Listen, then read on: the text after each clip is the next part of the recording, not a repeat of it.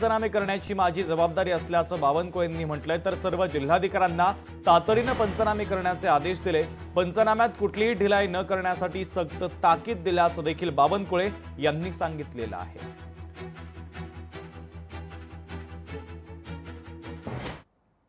खास करून महसूल मंत्री म्हणून माझी जबाबदारी आहे की तातडीने पंचनामे झाले पाहिजे। पंचनामा झाल्याशिवाय शेतकऱ्याला मदत मिळत नाही।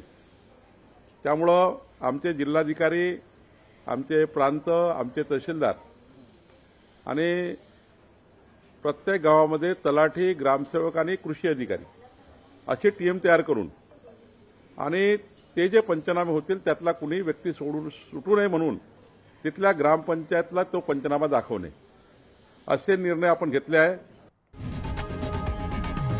लोकशाही मराठी ऐका, पहा, जागरूक रहा।